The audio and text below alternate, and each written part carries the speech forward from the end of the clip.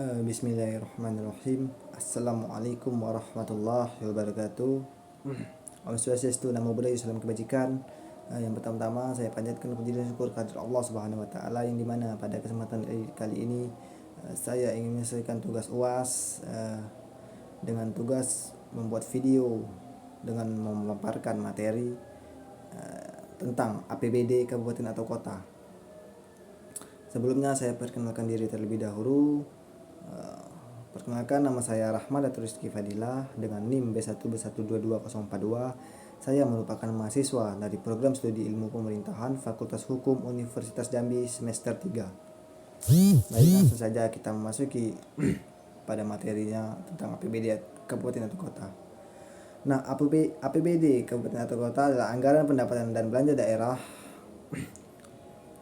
yang disusun oleh pemerintah daerah termasuk kota. Jabatan yang terkait dengan APBD kota biasanya melibatkan pejabat atau departemen yang bertanggung jawab untuk menyusun, mengelola, dan melaksanakan anggaran tersebut. Nah, APBD kabupaten atau kota bisa dikatakan juga sebagai dokumen perencanaan keuangan yang menggambarkan pendapatan dan belanja pemerintah kota dalam satu tahun anggarannya. Jadi dalam satu tahun anggaran, APBD kabupaten atau kota dikatakan juga sebagai dokumen perencanaan keuangan yang menggambarkan pendapatan dan belanja pemerintah kota. Nah, anggaran pendapatan terdiri atas pendapatan asli daerah yang meliputi pajak retribusi daerah, hasil pengelolaan kekayaan daerah, dan penerimaan lain-lain bagian dana perimbangan yang meliputi dana bagi hasil, dana alokasi umum, dan dana alokasi khusus. Lain-lain pendapatan yang sah seperti dana hibah atau dana darurat. Nah, adapun fungsi-fungsi APBD, yang pertama ada fungsi otorisasi, ada fungsi perencanaan, ada fungsi pengawasan, ada fungsi alokasi, ada fungsi distribusi, dan ada juga fungsi stabilisasi.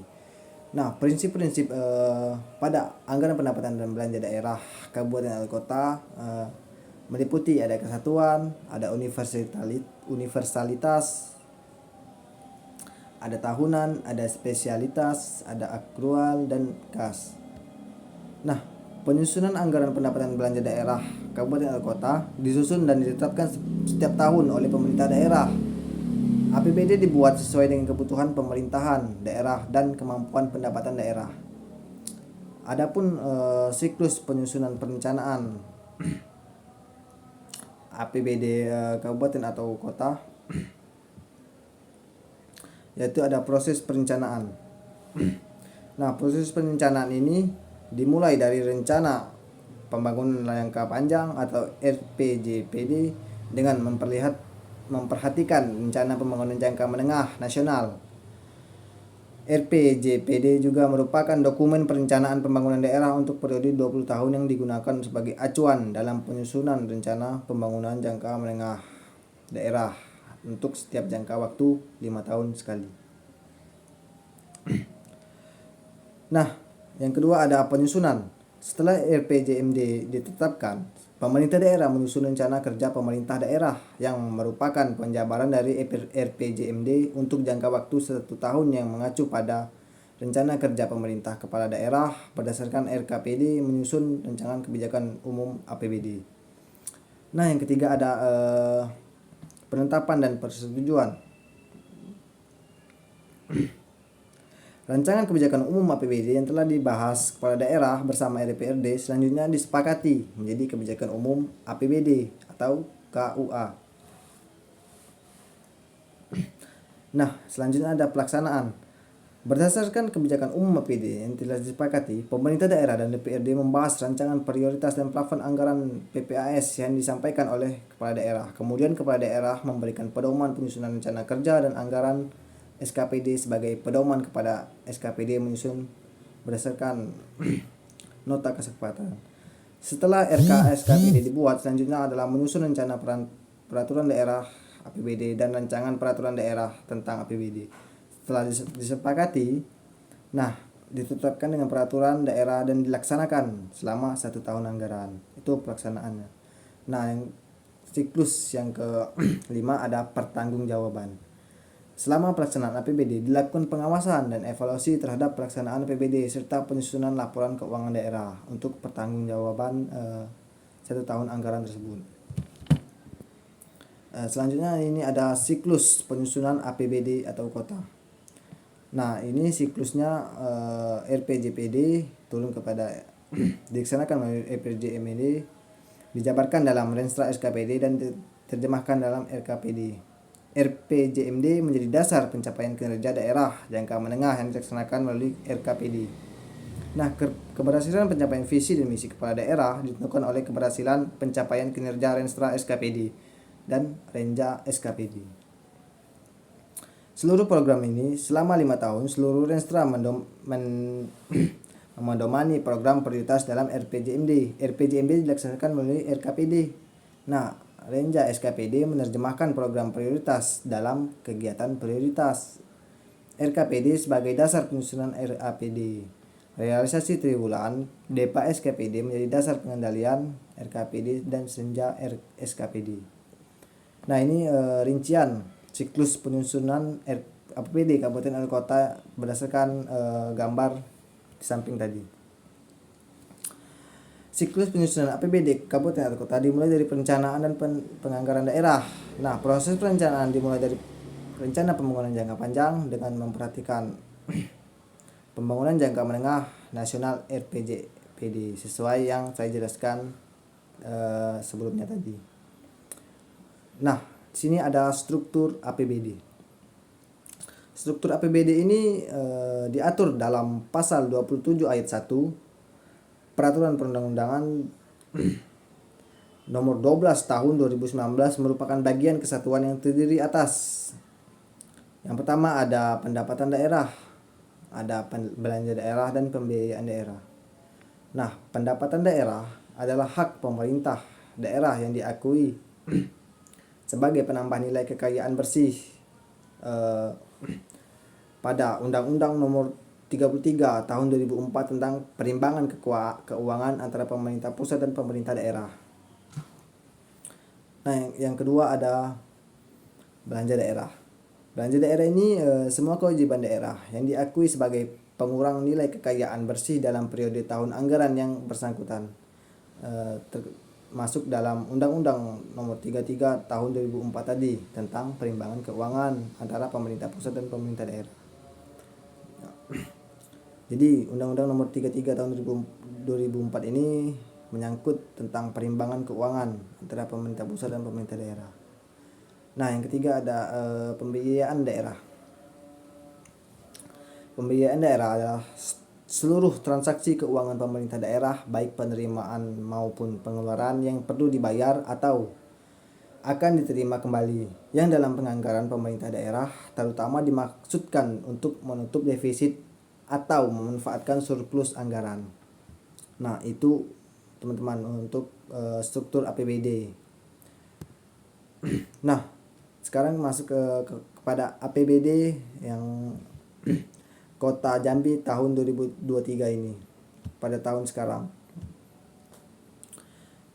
anggaran pendapatan dan belanja daerah Kota Jambi tahun 2023 telah disahkan senilai 1,7 triliun. Pengesahan ini dilakukan dalam rapat paripurna pada Senin tanggal 28 November tahun 2022 malam.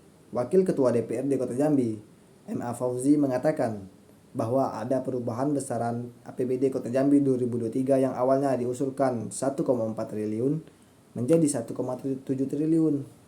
Nah, perubahan itu disebabkan pada saat penyampaian awal kepada DPRD Kota Jambi belum dimasukkan perkiraan dana transfer pusat. Namun setelah dibahas baru diketahui transfer pusat jadi 1,7 triliun. Ada masuknya dana alokasi khusus dan juga dana bagi hasil. Menurutnya, penggunaan APBD 2023 ini masih diprioritaskan terhadap pembangunan infrastruktur. Yang paling dominan adalah penyelesaian pembangunan kantor wali kota. Nah, itulah tadi materi penjabaran tentang APBD, anggaran pendapatan dan belanja daerah kabupaten atau kota, khususnya Kota Jambi. Saya harap teman-teman semua dapat mengerti materi yang saya sampaikan tadi dan ilmu yang dapat bermanfaat bagi untuk kita semua. Baik, terima kasih. Wassalamualaikum warahmatullahi wabarakatuh. Oke.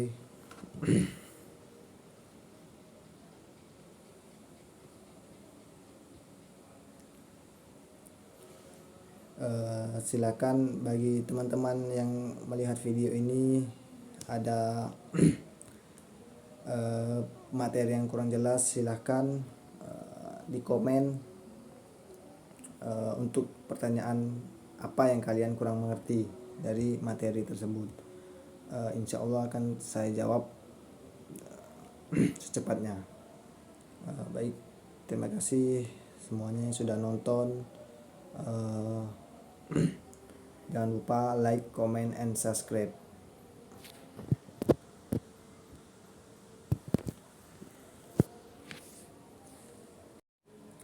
Baik, saya lupa tadi untuk kesimpulan pada materi ini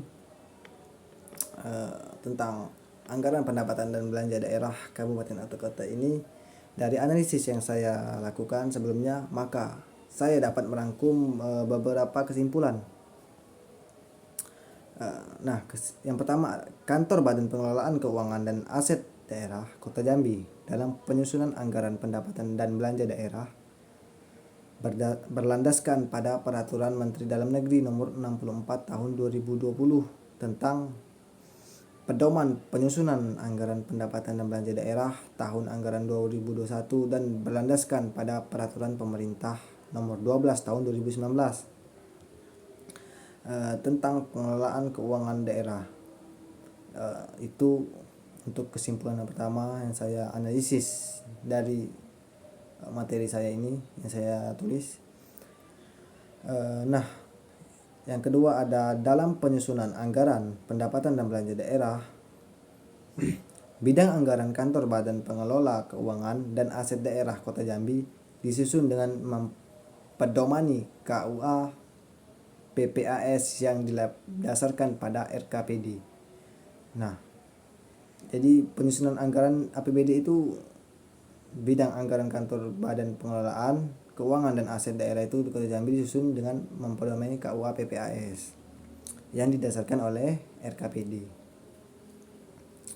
Yang ketiga ada untuk kesimpulan yang ketiga ada dokumen penyusunan anggaran disampaikan oleh masing-masing satuan kerja perangkat daerah. Satuan kerja perangkat daerah ini disingkat menjadi SKPD yang disusun dalam format rencana kerja dan anggaran yang disingkat atau RKA. Nah, itulah kesimpulan yang dapat saya ambil dari materi saya ini.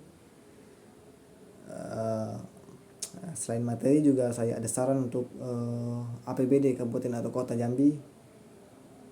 Nah, saran saya agar laporan keuangan kantor Badan Pengelola Keuangan dan Aset Daerah Kota Jambi sesuai dengan prinsip akuntansi yang berlaku umum, maka saran saya hendaknya bidang anggaran kantor Badan Pengelola Keuangan dan Aset Daerah Kota Jambi meningkatkan kedisiplinan yang mencakup ketaatan terhadap ketentuan peraturan pemerintah yang berlaku serta ketetapan waktu pelaksanaan khususnya dalam pelaksanaan kegiatan yang menggunakan dana anggaran pendapatan dan belanja daerah. Dalam SIPD atau Sistem Informasi Pemerintah Daerah harus sesuai dengan Permendagri nomor 64 tahun 2020 tadi, sehingga dapat meningkatkan efisiensi dan efektivitas atas pelaksanaan tugas fungsi bidang anggaran. Nah, itulah saran saya kepada APBD Kota Jambi khususnya tahun ini. Saya harap pemerintah tersebut mau mendengarkan saran saya ini. Lebih kurangnya mohon maaf. Wabillahi taufiq wal hidayah. Wassalamualaikum warahmatullahi wabarakatuh.